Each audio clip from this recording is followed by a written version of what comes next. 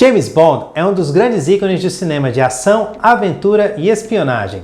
Sua estética influenciou diversos outros produtos da cultura pop, como filmes, jogos e séries. Neste vídeo, farei uma homenagem a cada um dos intérpretes do James Bond, elencando um filme de cada um desses atores. Não significa dizer que os outros filmes não sejam bons, e a lista que eu vou apresentar aqui não é necessariamente a ordem de preferência. Tudo bem? Lembre-se, caso você discorde de mim, não tem problema. Coloca nos comentários o filme que você mais gosta e principalmente seus motivos, ok? Bora pro vídeo!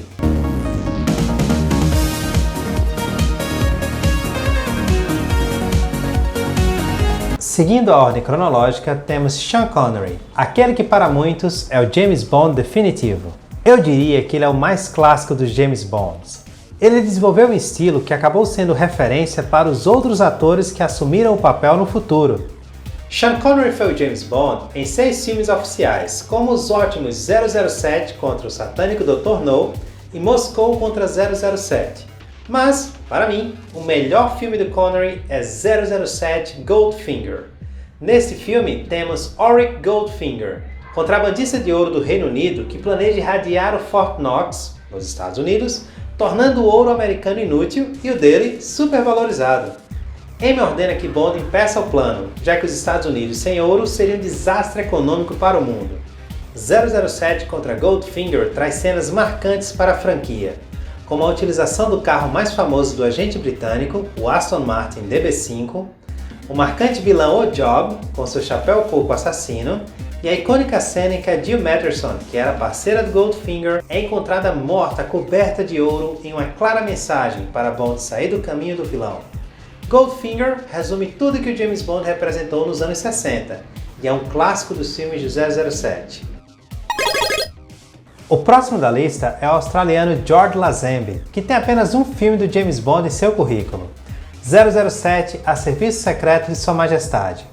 Nesse filme de 1969, Bond ficará frente a frente com seu arqui-inimigo Blofeld, que planeja lançar uma ameaça bacteriológica para esterilizar plantas e animais em todo o mundo, utilizando mulheres que passaram por lavagem cerebral, as chamadas Anjos da Morte. Esse filme tem cenas de ação muito bem feitas para a época, além de apresentar pela primeira vez um James Bond apaixonado, com direito até a dizer "Eu te amo" para sua amada. Que lindo, cara! Aliás, a Bond Girl desse filme, vivida pela atriz Diana Rigg, é uma das mais importantes da história do personagem. O envolvimento dela com a trama e a forma como ela se relaciona com James Bond foram muito importantes para formar o caráter do personagem que conhecemos até então. Um dos melhores momentos desse filme é quando Bond salva Teresa de um ataque na praia. Contrariando o comportamento das Bond Girls até o momento, ela foge, deixando o agente para trás. Consternado, James olha para a tela e diz: This never happened to the other fella. Uma referência bem-humorada de que James Bond tinha mudado não apenas de ator, mas de abordagem em seus filmes. Vamos agora para os anos 70, e com isso tivemos a substituição do protagonista. Sean Connery voltou para o papel de 007 em 1971, com o filme 007 Os Diamantes São Eternos. Depois disso, ele se aposenta do personagem e quem assume é Roger Moore, agora em 1973, com o filme 007 Viva e Deixe Morrer. Roger Moore passou 12 anos fazendo filmes de James Bond e fez um total de 7 filmes, sendo até hoje o ator que mais viveu James Bond nas telas do cinema. O seu último filme é de 1985, chamado 007 Na Mira dos Assassinos.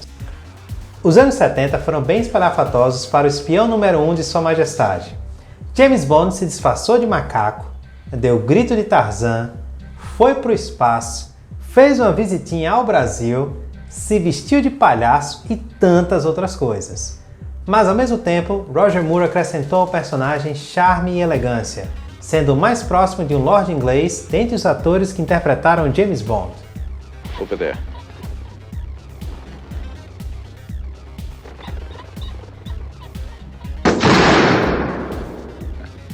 You missed, Mr. Bond. Did I? you said, such good sport.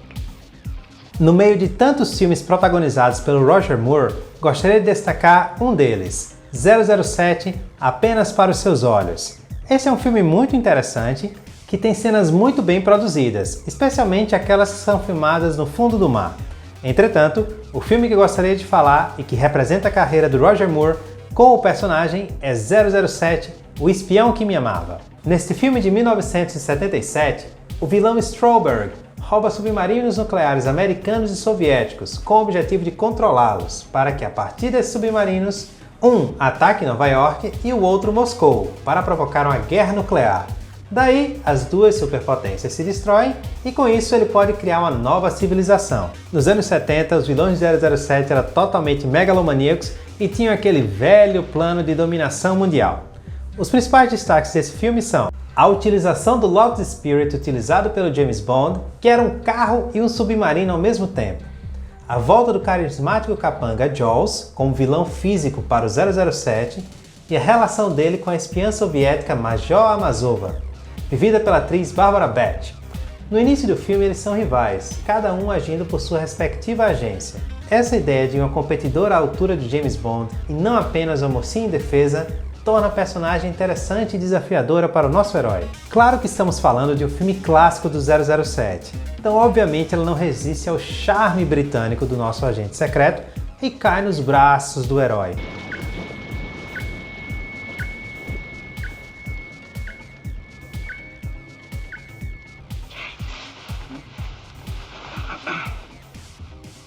Triple X. Uma safadez oculta da pior espécie! No final dos anos 80, Timothy Dalton assume o smoking do 007. Com ele, vemos um James Bond mais sério e sombrio. Na verdade, o Timothy Dalton é o ator que mais se parece com o James Bond, ao menos com a descrição que foi feita do personagem lá nos livros do Ian Fleming, que é o autor dos romances do 007. Timothy Dalton fez apenas 2 filmes, e eu gostaria de destacar o último que ele fez, em 1989, 007 Permissão para Matar. O roteiro desse filme é bem interessante, apresentando o James aproximando-se do vilão para ganhar a confiança dele, ao mesmo tempo que o convence de que há traidores em sua própria organização. Este é um dos filmes mais fora da curva da cronologia do 007. Nele, o James Bond chega a ser bem mais violento do que de costume. Na verdade, o James Bond está mais para um policial de ação dos anos 80 do que para um cavaleiro da Sua Majestade. James Bond enfrentando um lorde das drogas era um tema bem atual para a época, mas acredito que ficou faltando alguns elementos do 007 no filme. Muito embora não seja um dos melhores filmes do James Bond, é um ótimo filme de ação e vale muito a pena para você conferir um pouco da atuação do Timothy Dalton no papel do 007 e, obviamente, conferir como o 007 foi evoluindo década após década. Vale muito a pena conferir. Já nos anos 90, foi a vez do Pierce Brosnan ser o espião mais famoso do cinema.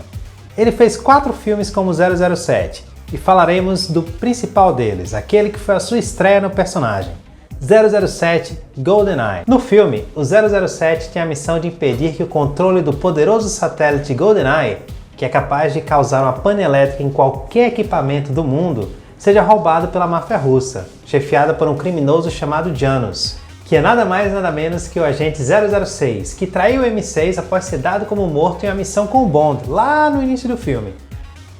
Janus planeja usar o GoldenEye para roubar o Banco da Inglaterra, destruindo toda a economia britânica. Eu gosto muito desse filme, porque ele traz tudo aquilo que um filme do 007 precisa ter. Cenários exóticos, os vilões carismáticos e megalomaníacos, a Bond Girl sedutora e a Bond Girl de personalidade forte, além das cenas de ação muito bem feitas para a época, como o tiroteio e a perseguição com tanque de guerra nas ruas de Moscou, e é claro, James Bond, como ele deve ser. Pierce Brosnan consegue equilibrar a agressividade e seriedade com elegância e pitadas de bom humor. Sem dúvidas, é o meu James Bond favorito. Os anos 2000 trouxeram muitas mudanças para o James Bond. Influenciado por outras franquias de cinema, os escritores e produtores decidiram trazer mais verossimilhança às histórias do personagem e acabaram eliminando alguns aspectos mais fantásticos das tramas. É claro que com o passar dos filmes a gente tem visto que alguns aspectos mais tradicionais e clássicos do personagem tem voltado à trama. Dos 5 filmes feitos pelo Daniel Craig, podemos destacar o maravilhoso Skyfall e também o filme que vamos falar nesse vídeo, 007 Cassino Royale. Em Cassino Royale, vemos o James em sua primeira missão, participar de um jogo de pôquer milionário com Le Chiffre, o banqueiro de organizações terroristas espalhadas pelo planeta. Le Chiffre pretende conseguir dinheiro vencendo o torneio de pôquer no Cassino Royale em Montenegro. Lá, Bond descobre que o vilão trabalha para uma organização muito poderosa que no futuro será revelada como a Spectre, a organização criminosa mais famosa dos romances de 007. Sei que muitos fãs não gostaram porque o filme não traz alguns aspectos tradicionais do personagem, mas a história é muito boa. As cenas de pôquer são bem tensas, as cenas de ação muito bem feitas, destaque para a perseguição usando parkour em Madagascar, lá no início do filme, e a cena no aeroporto. O Cassino Royale mostra um James Bond arrogante, mas ao mesmo tempo falível, que coloca as mãos na massa sem medo de se sujar ou de se ferir. Além disso, o filme nos mostra uma relação de James Bond com figuras femininas não apenas do ponto de vista físico, mas também do ponto de vista emocional. O filme é muito bonito, tem uma fotografia maravilhosa e ótimas cenas de ação. Vale muito a pena conferir. E para você, qual o melhor filme do 007? Quem é o melhor ator que viveu o personagem? Quais são as Bond Girls mais bonitas? Quais são os equipamentos que você mais gosta? Escreve aí nos comentários, quero muito interagir com vocês e saber a opinião de vocês sobre o tema do vídeo de hoje. Não esqueçam de deixar o seu like e seguir as nossas redes sociais. Até o próximo vídeo, valeu!